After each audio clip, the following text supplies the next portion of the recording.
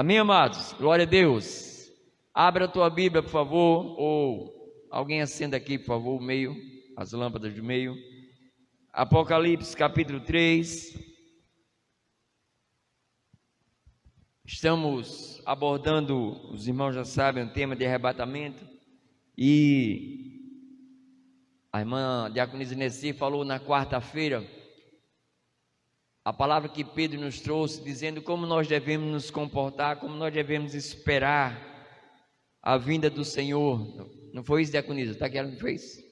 Como nós devemos ser igreja nesse tempo. E eu fiquei buscando ao Senhor, e o Senhor disse assim: olha, Daniel, vá para a igreja de Filadélfia. Eu digo: ah, Senhor, que maravilha, porque nós, muitas vezes, é isso mesmo, Laurinha, isso, dou já a tradução do que ela está falando ali, irmão, em línguas.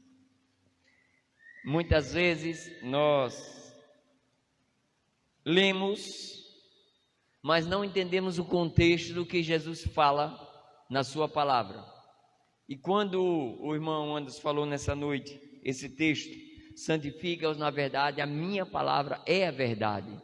E é uma verdade que não pode ser abalada, uma verdade que não pode ser anulada, e uma verdade que é atemporal, é desde o princípio e será até a eternidade, amém? A Bíblia diz: passarão os céus e a terra, mas a minha palavra não há de passar. Amém? Diga para a pessoa que está ao seu lado, diga assim: se firme na palavra do Eterno. Apocalipse capítulo 3, do 7 ao 12, diz assim: ao anjo da igreja em Filadélfia escreve: estas coisas diz o santo, o verdadeiro, aquele que tem a chave de Davi, que abre ninguém fecha, e quem fecha ninguém abrirá. Conheça as obras que você realiza. Eis que tenho posto diante de você uma porta aberta, a qual ninguém pode fechar. Sei que você tem pouca força, mas guardou a minha palavra e não negou o meu nome. Eis que eu farei com alguns que são da sinagoga de Satanás, desses que se declaram judeus e não são, mas mentem. Eis que farei com que venham até você, prostrem-se aos seus pés e reconheçam que eu amo você. Reconheçam que eu amo você. Você guardou a palavra da minha perseverança, por isso também eu guardarei na hora da provação que há de vir sobre o mundo inteiro, para pôr à prova os que habitam sobre a terra. Venham sem demora, conserve o que você tem, para que ninguém tome a sua coroa, ou guarda o que você tem, segundo algumas versões. Ao vencedor farei com que seja uma coluna no santuário do meu Deus, e dali jamais sairá. E gravarei sobre ele o nome do meu Deus, o nome da cidade do meu Deus, a nova Jerusalém que desce do céu, vinda da parte do meu Deus, e o meu novo nome. Quem tem espírito, quem tem ouvido, ouça o que o Espírito diz à igreja. Amém, amado? Que palavra! Nós, quando vemos a revelação de João, que João recebeu, e o princípio da revelação eram 7 cartas espalhadas pelas igrejas no mundo, e 2 delas não receberam repreensão, e uma delas foi Filadélfia. E Filadélfia quer dizer amor fraternal. Eu acho, Diego, que está muito alto o Jarbas, deve estar dando microfonia.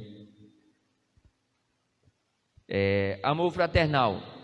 E eu vou citar algumas características históricas da cidade. Por quê? Porque essas características, elas são mencionadas pelo Senhor quando Ele traz a revelação.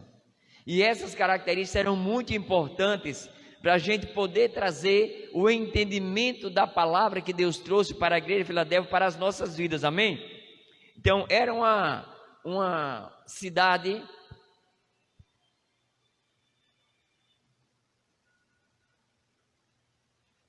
Jesus amado, Pensei que era a trombeta tocando e pronto, agora nós vamos.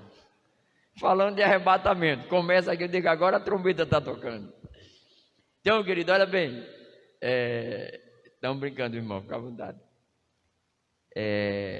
Filadélfia era uma cidade que ela estava numa importante rota comercial. E ela estava num ponto de interação entre o Ocidente e o Oriente, ou seja, a Ásia e a Europa.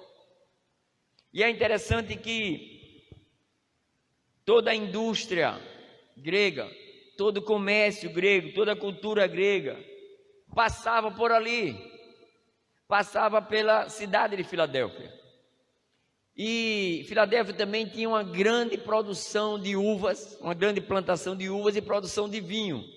Então era uma cidade um tanto quanto importante para aquele momento do mundo, né? Do mundo que havia naquela época, não. O mundo existente, o mundo conhecido, querido, citado na Bíblia. E ela estava situada numa região vulcânica.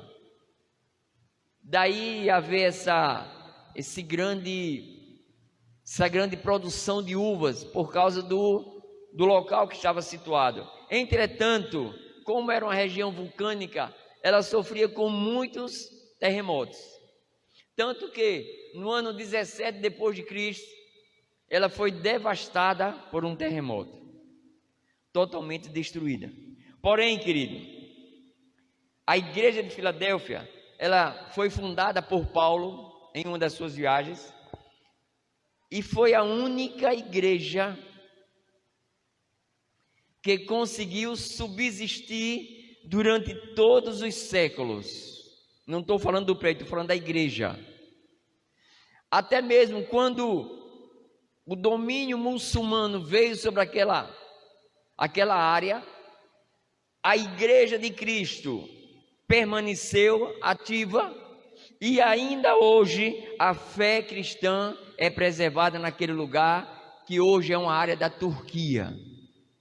Então, olha bem, nós estamos falando de uma igreja que existia em um determinado local, que atravessou os séculos e preservou a sua fé. Amém? Amém, queridos? E nós precisamos estudar, irmão. Precisamos estudar. Então, olha bem, a carta começa o Senhor se dirigindo ao anjo da igreja. E ele diz assim, na medida que eu for falando, Emeraldo, por favor, bote. Isso diz aquele que é o santo, o verdadeiro. Ele diz ao anjo da igreja: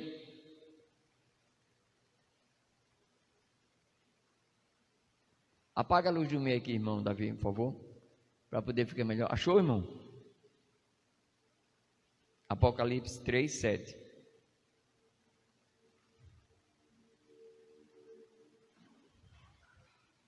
Amém.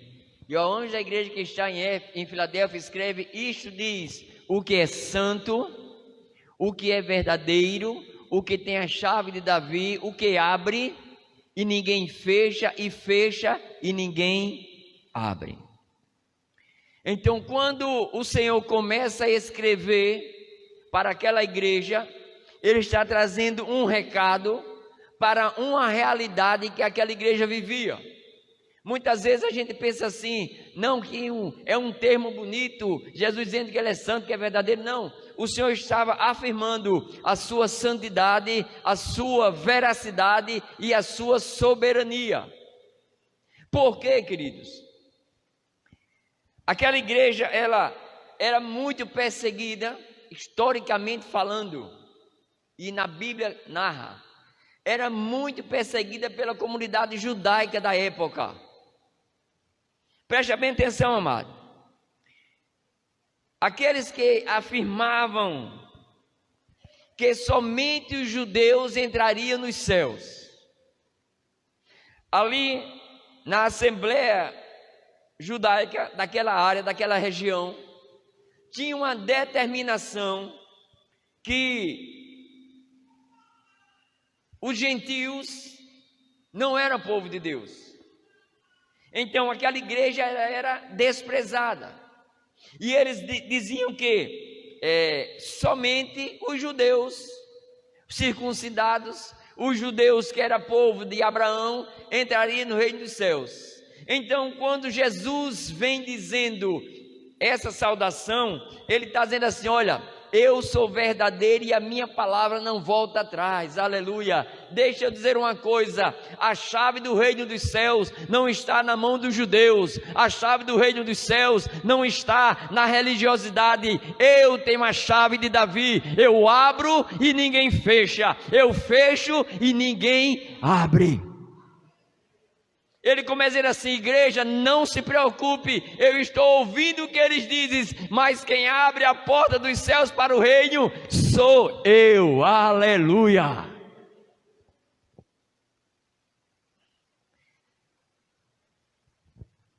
Jesus, quando ele chega, meu irmão, é arrebentando, chuta logo o balde, derruba a barraca e diz: ó, o cara sou eu, o resto é... Glória a Deus por isso, querido. Muitas vezes as pessoas não acreditam naquilo que Deus está fazendo na tua vida, mas não se preocupa, quem está olhando, quem está julgando, quem está pesando e quem está preparando você para o reino dos céus é Ele. Amém? Diga para o seu irmão: não é ninguém. Diga aí alto, diga assim: irmão, não é ninguém, é Jesus que tem a chave de Davi.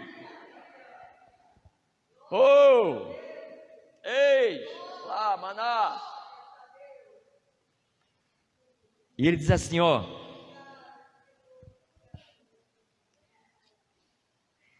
eu sei as tuas obras. O 8, querido, pode botar. E eis que diante de ti pus uma porta aberta, e ninguém a pode fechar. Uma igreja pequena, querido. Era uma igreja pequena, era uma congregação de poucos irmãos. E era uma congregação, pastor Douglas, que totalmente desprezada pelo sistema. Não era reconhecido como igreja. Por quê? Apesar de ser fiel à palavra, mas tinha alguns, que daqui a pouco eu vou dizer, algumas censuras sobre aquela igreja, da parte do homem, né? Mas o que é que acontece? Como ela ficava numa importante rota comercial, preste bem atenção, querido, como ela ficava num ponto estratégico comercialmente falando, o trânsito de pessoas de todo mundo que queria ir para o Império Romano, que queria fazer grandes negócios, passava por ela. E deixa eu dizer uma coisa para você: aquela igrejinha, ela não desperdiçou a porta que Deus abriu para ela. Ela evangelizou de uma forma poderosa. Ela tornou-se uma igreja missionária. Ela enviou muitos missionários, porque as pessoas passavam por ali, ela dizia: ei, vem cá, a verdade é Jesus, o Senhor de toda a terra, que os israelitas, os judeus mataram, mas ao terceiro dia ele ressuscitou, e as pessoas do mundo todo recebiam a palavra e saíam levando a semente do evangelho. Por isso eu digo assim: diante de ti pus uma porta aberta. E a igreja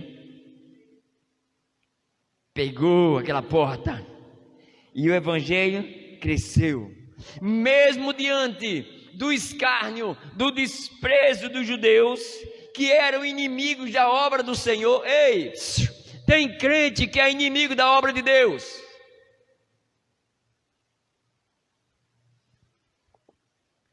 Tem crente que é inimigo, irmão Whindersson. Pessoas que pensam que o evangelho de Cristo é como eu acho que deve ser. Não, o evangelho de Cristo é salvação para aqueles que se perdem, é poder de Deus para a restauração de vidas.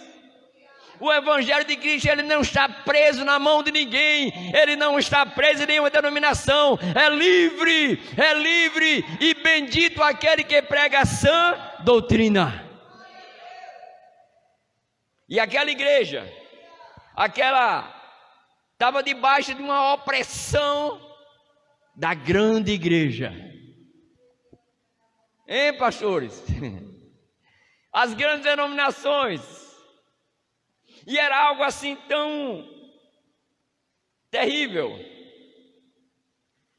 que quando a gente vai estudar a história e ver, geograficamente falando, ela estava entre a cidade de Pérgamo e a cidade de Laodiceia. Se você olhar a igreja da cidade de Pérgamo, Deus diz assim: eu tenho contra vocês que vocês aceitam a doutrina de Balaão. A igreja de vocês tem falsos profetas e vocês aceitam. Aqui a igreja de Pérgamo, aqui a igreja de Filadélfia, aqui a igreja de Laodiceia. E ele diz assim: Laodiceia, tu nem é fria nem é quente, és morna, e porque és morna, eu vomitarei você da minha boca.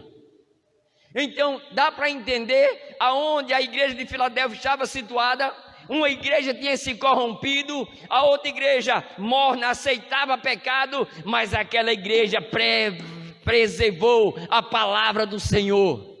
Ah, mas a igreja tal está fazendo isso, mas nós estamos no Evangelho. Mas a igreja tal aqui está crescendo, mas nós estamos no Evangelho.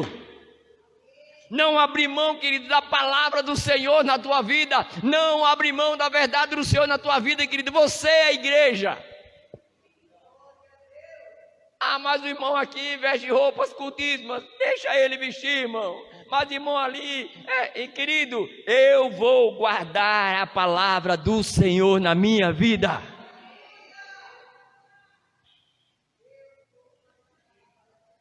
Eles viviam num ambiente de lutas. Todo judeu, todo homem que se convertia naquela igreja tornava-se herege e apóstata. Eles eram proibidos, irmão Léo, de entrar na sinagoga agora. Estava lá, todo culto estava na sinagoga, adorando ao Senhor. Aí passava pela igreja de Filadélfia, era impactado com o Evangelho de Cristo. Me converti, quando ia lá, não, você não pode mais entrar, você é herege. Você não pode mais entrar, você agora apostatou da verdadeira palavra. É por isso, querido, que o Senhor diz assim, ó: guardaste a palavra da minha paciência. Você não abandonou o Evangelho verdadeiro. Mesmo com as censuras, mesmo com um ambiente de lutas tremendas todo o tempo, o Senhor diz assim: eu sei, querida, as tuas obras. Eu sei a luta que você passa. Eu sei, irmã, quando você dobra o joelho e ora ali chorando e já não tem mais nem palavra. Eu sei as tuas obras e eu abro uma porta diante de ti, diz o Senhor. Ah, pastor, o senhor não sabe a minha família como está. Não se preocupe, o Senhor está dizendo assim: eu sei as tuas obras. E o Senhor diz assim, ó, estou parafraseando, irmão, para uma, não sei, uma linguagem, é uma linguagem coloquial, não é uma linguagem mais contemporânea, né? O Senhor diz assim, ó, igreja de Filadélfia, essa galera aí toda, essa aí que está aí proibindo vocês de... Eles dizem que são crentes, são não. São sinagoga de Satanás. São mentirosos. Mas eram líderes. Tinham grandes igrejas. Eram os que presidiam as sinagogas, que proferiam, que professavam a palavra. O Senhor diz assim: eu não os conheço. Aquela igreja é de Satanás. E eu quero que você coloque, querido, 2 panos, 2 visões. Uma igreja que o Senhor diz assim: eu amo vocês. E uma igreja que o Senhor diz assim: igreja de Satanás. E quando eu estava me preparando para essa palavra, eu não via só uma congregação, eu olhava para a minha vida. Porque nós estamos falando de arrebatamento, e eu não quero saber se a minha mulher vai ou vai ficar. Eu quero saber que eu quero ir. Eu luto para que a minha mulher vá, para que meus filhos vão, para que a igreja vá, mas quem quer chegar lá sou eu, meu irmão. Quem quer está aqui, viu? Então eu preciso pregar a palavra e trazer para o contexto da minha vida. O que é que o Senhor diria de mim? Igreja que eu amo ou sinagoga de Satanás? Aí vem a palavra que a diaconisa falou na quarta-feira. Como nós temos vivido. Como nós temos nos preparado para essa vinda. Querido, tem pastores, líderes, que estão totalmente preparados para as eleições, irmão Lealdo, que abandonaram o amor à igreja e estão voltados para as eleições. Não porque será a eleição, a segunda eleição mais importante do mundo, porque o nosso futuro depende dele. Não depende, o nosso futuro está na mão do Senhor, amado.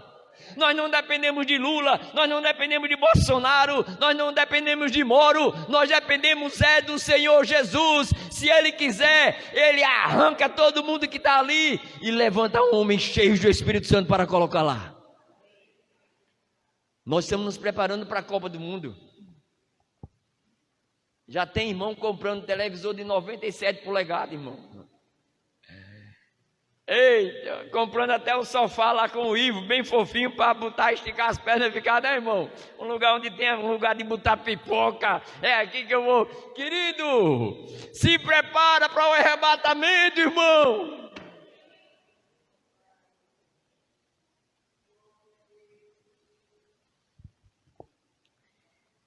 Sabe por quê? Porque entre um evento e outro, entre Copa, entre eleição, nós continuaremos em grandes lutas. E o Senhor diz assim, ó: eu farei com que os da sinagoga de Satanás, aqueles que se dizem judeus e não são, mentem, eu os farei que eles venham e eles vão se prostrar e saberão que eu os amo. Vocês estão passando luta, mas eu vou mostrar quem é quem aqui.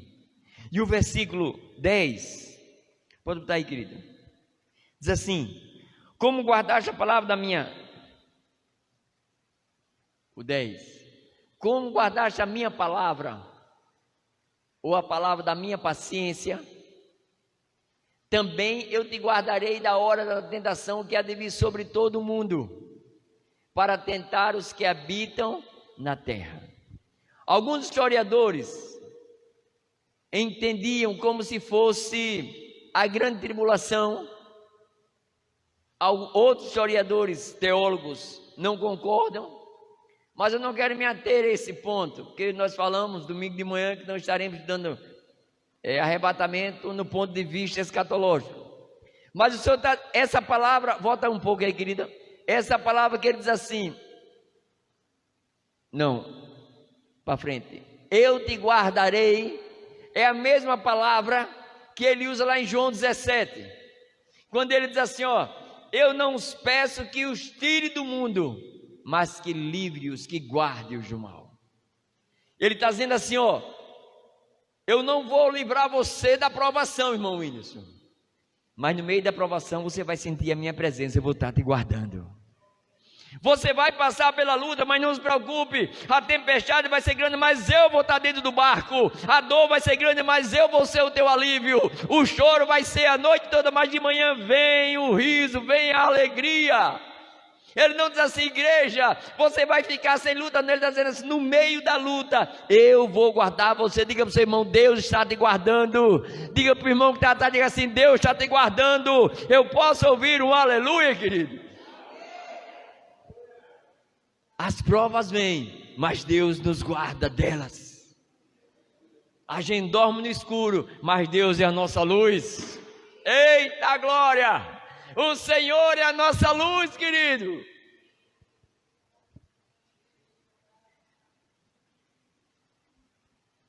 No versículo 11 ele diz assim: eis que venho sem demora. Se não me engano é Apocalipse 22, 20 ou é 20, 22.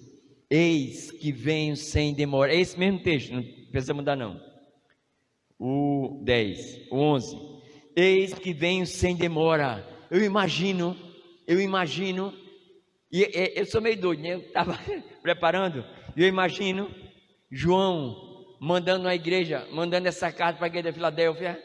Aí estava lá os irmãos orando, clamando: Senhor, livra-nos, Pai, o Senhor é a nossa força, Senhor, o Senhor está vendo a perseguição, o Senhor está vendo a luta, o Senhor está vendo Deus, oh Senhor, vem, o Senhor disse que vinha, o Senhor ainda não veio, estamos te esperando, Jesus.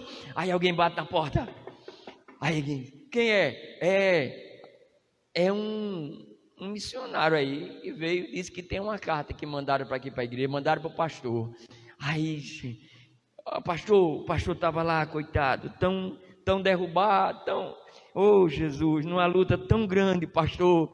Aí só, pastor, aí essa carta aqui que chegou aqui, o João que mandou, disse que Jesus mandou para o senhor. Aí o pastor disse: quem?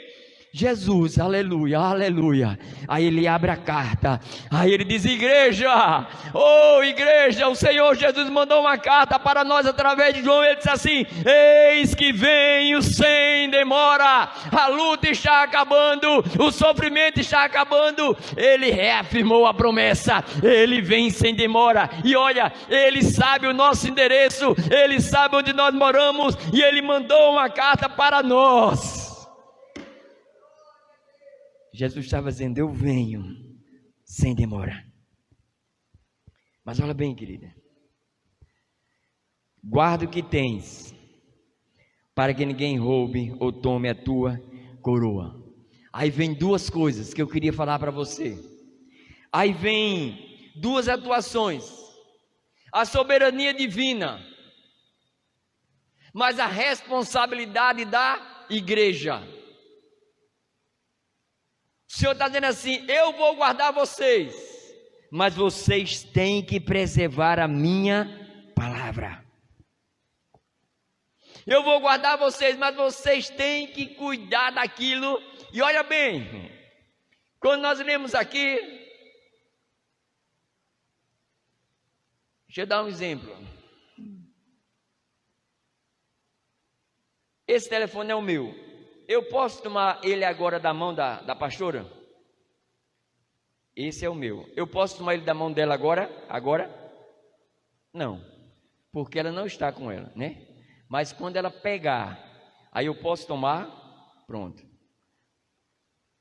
Se ele diz assim, pode botar, querido, o que estava. Ele diz assim: para que ninguém tome, é porque a igreja já tinha em mãos a coroa. Pastor, ela não tinha sido arrebatada ainda. Mas, querido, da forma que aquela igreja vivia, ela já tinha conquistado a coroa. Da forma que você vive, você já é um escolhido de Deus. Dependendo de como você anda, dependendo do que você fala, dependendo do seu testemunho, a coroa de justiça já está gravada com o seu nome, é sua. E ele diz assim: olha, eu vou guardar vocês, mas olha, preservem aquilo que eu te dei, preservem o sacrifício de Cristo, para ninguém roube, para que ninguém tome aquilo que eu já te entreguei. Quantos aqui creem que tem essa coroa? Diz amém. Aquela forma de viver daquela igreja dava uma severidade ao sacrifício de Cristo. Ô irmãos,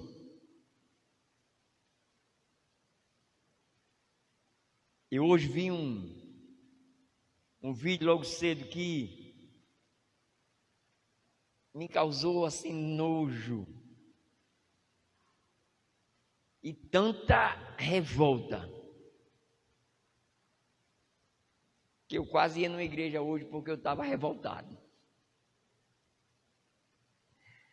E um vídeo, nós temos um grupo de homens, os primos, são os primatas, né? São os primos da família que tem um grupo. E lá, aquele grupo lá, os irmãos falam muito de política, eles falam, defendem as suas ideias, todos meus irmãos, meus primos, meus sobrinhos. E o meu irmão colocou um vídeo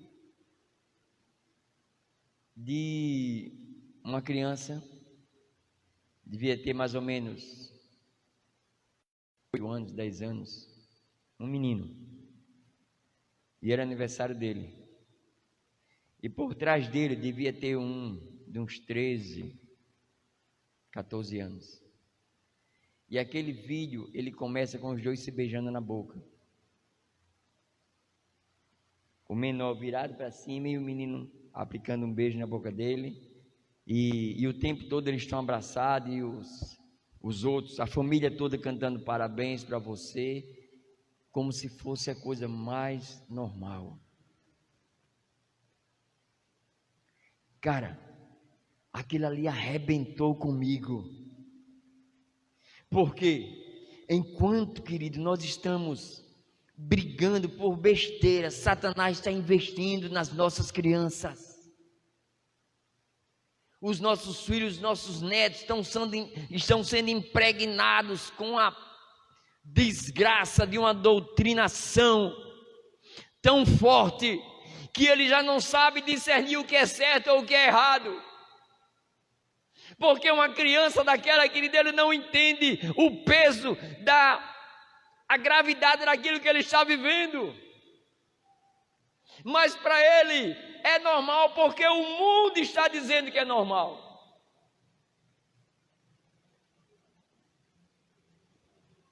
Nós precisamos guardar a palavra de Cristo. Nós precisamos guardar a palavra de Cristo. O arrebatamento vai haver, o arrebatamento vai haver, amém. Mas nós precisamos, querido, preparar essa geração para o arrebatamento. E se eu tiver que ser preso porque eu estou dizendo que homossexualismo é pecado, não tem problema. A palavra condena a prática do homossexualismo. Nós amamos homossexuais, mas nós desprezamos essa prática. Porque a palavra assim nos diz, e entre a lei do homem e a palavra do Senhor, eu ficarei sempre com a palavra do meu Deus. A igreja, ela precisa preservar a coroa de justiça.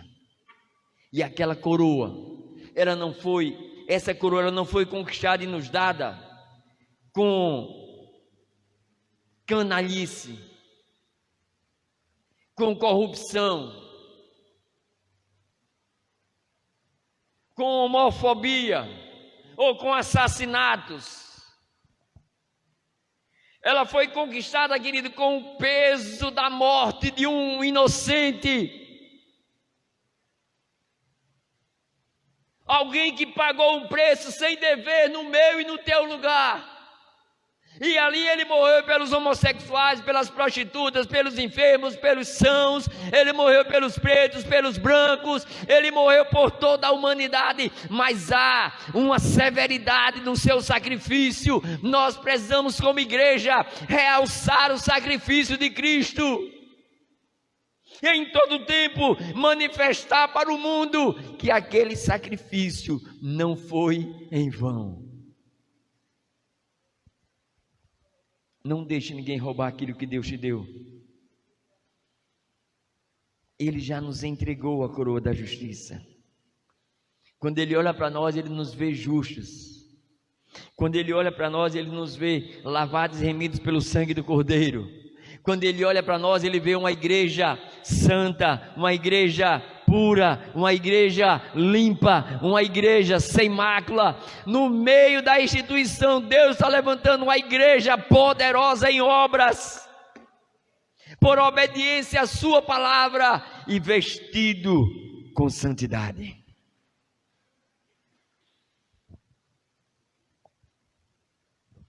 Concluindo,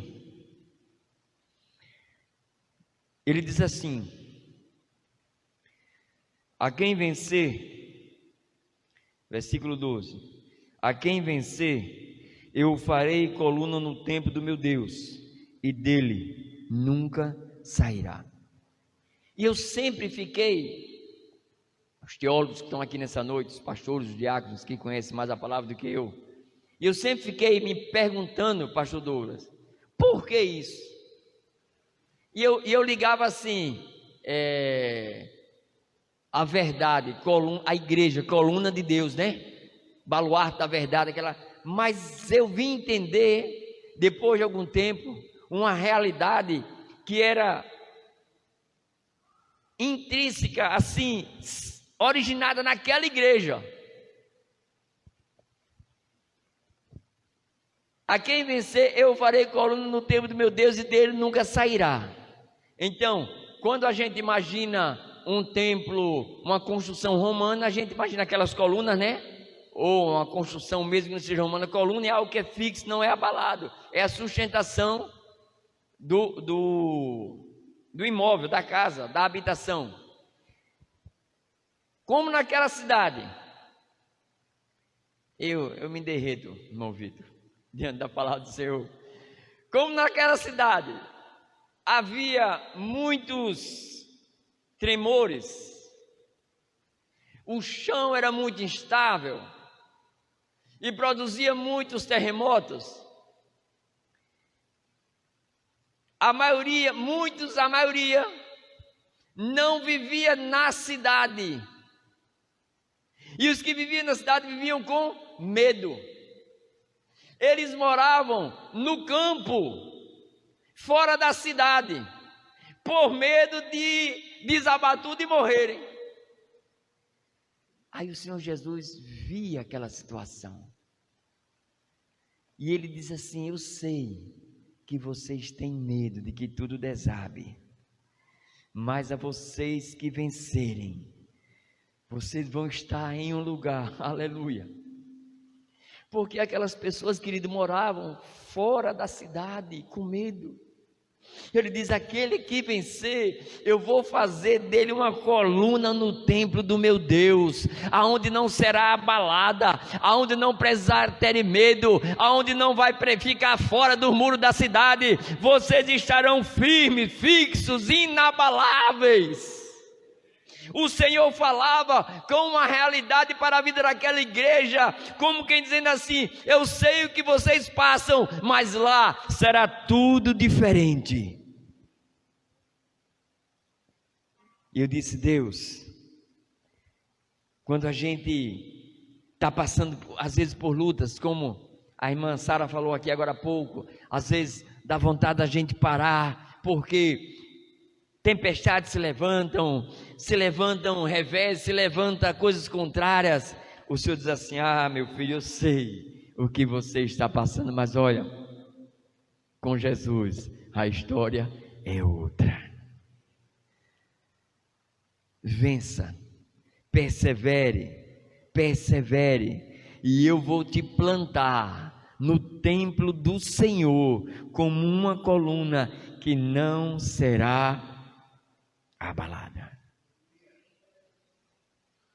E ele conclui, querido, com uma outra verdade que nós só entendemos quando nós vamos estudar a palavra. Ele diz assim,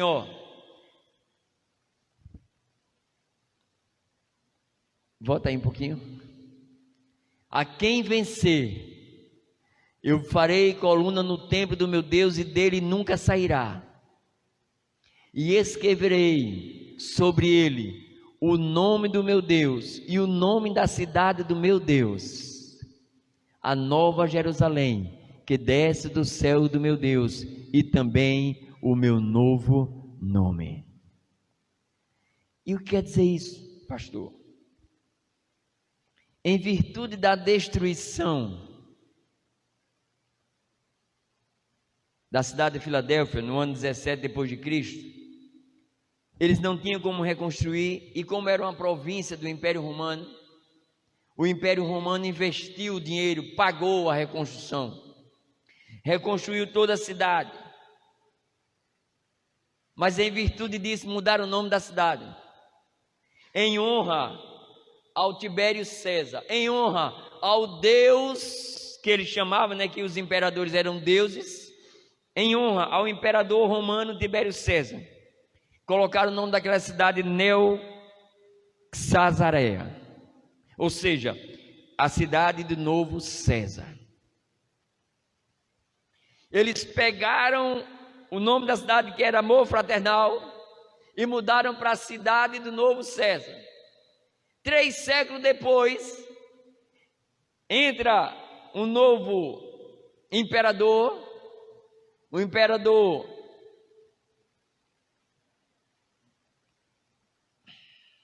Flávio Vespasiano, era Vespasiano Flávio, ou uma coisa ou outra. E aquele imperador, ele vai naquela cidade, e ele novamente, impactado pela grandeza da cidade, ele muda o nome da cidade.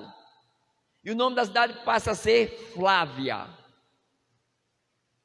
Eu não sei se o imperador também era, mas o nome da cidade passou a ser Flávia, em homenagem a mais um deus do Império Romano.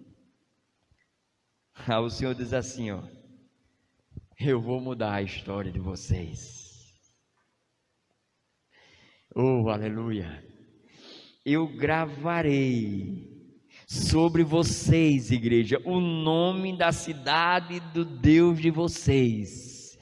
Eles tentaram mudar para o nome de deuses imperiais romanos, mas eu colocarei sobre vocês o nome do seu Deus, o nome da Nova Jerusalém e o seu próprio nome, e Yahvé chamar, o Senhor está ali.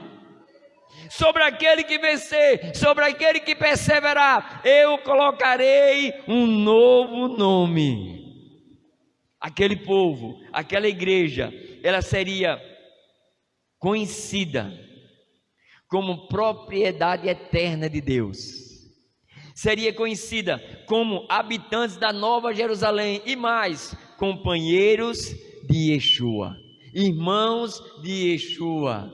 Aleluia. Sabe, querido, e quando eu estava preparando essa palavra, o Senhor estava falando comigo, dizendo assim: Daniel, eu trato na individualidade de cada um. O arrebatamento é para todo mundo, mas eu trato na individualidade de cada um, porque eu sei a limitação de cada um, eu sei a fraqueza de cada um, eu sei aonde cada um tem a propensão de cair, e olha, eu vou olhar aqueles que vencerem, e os que vencerem serão gravados com o meu nome, serão propriedade exclusiva minha, serão habitantes da Nova Jerusalém, aleluia. E aí, querido, como está lá em Ezequiel, o último texto de Ezequiel, e essa cidade será chamada Yahvé Chamar, o Senhor está ali. Sabe, querido, porque Deus está nos trazendo essa palavra hoje, porque Ele está querendo resgatar a igreja da Filadélfia nesses dias, e não é ressuscitando os mortos em Filadélfia, não, é usando a mim e a você, dizendo assim: olha, eu sei que você tem pouca força, eu sei que você é desprezado pelos outros, mas porque você guardou a minha palavra, você não negou o meu nome, eu serei contigo, aleluia.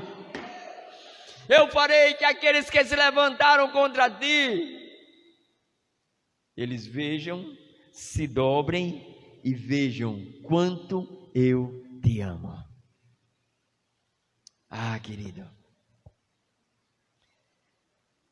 às vezes nós nos preocupamos tanto com tanta coisa, nós estamos numa correria assim muito grande para o evento de sábado. É um evento que deve ter em torno de 200 pessoas, e não é fácil,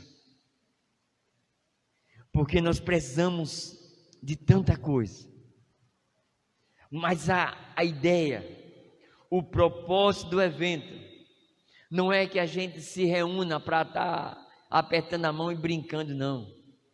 É um evento evangelístico.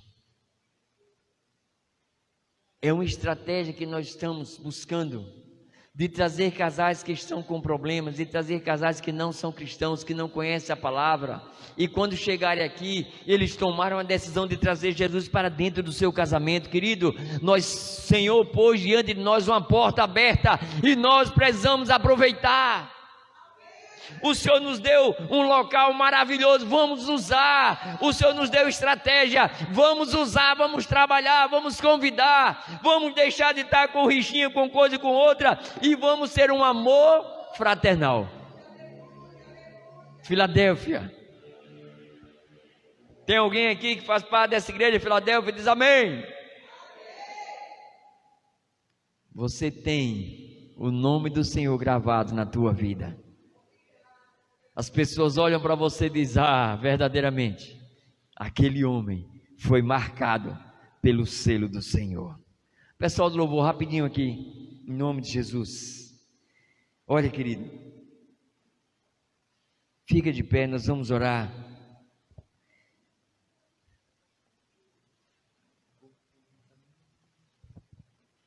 E essa palavra, ela nos leva a um compromisso, a um nível de santidade, mas ao mesmo tempo é uma palavra de socorro para nós, é uma palavra de despertamento, mas ao mesmo tempo é uma palavra de consolo para nós.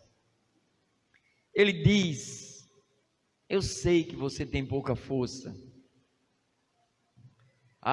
Como eu sei, mas não se preocupe, eu te guardarei, filho. E quando você vencer, você vai ver que não será mais abalado. Você será plantado na casa do meu Pai, do meu e do teu Deus. Sabe, querido,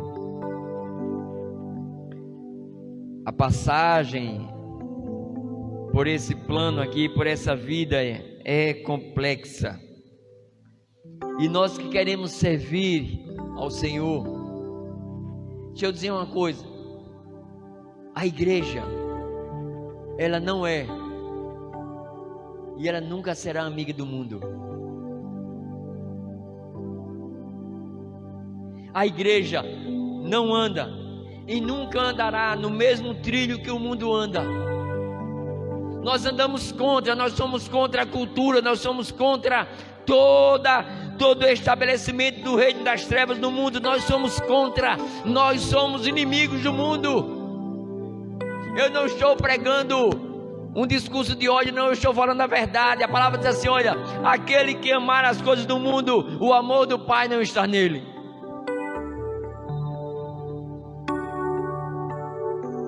Nós precisamos ter nojo do pecado. Nós precisamos entender que sensualidade é pecado, que mentira é pecado, que inveja é pecado, que maledicência é pecado, que bebedeira é pecado. E se eu quero, querido, ir para o trono, eu preciso passar pela cruz. E o que me leva para a cruz é a palavra, e o que vai me levar para o trono é a palavra. Não se deixe corromper. Não se deixe corromper.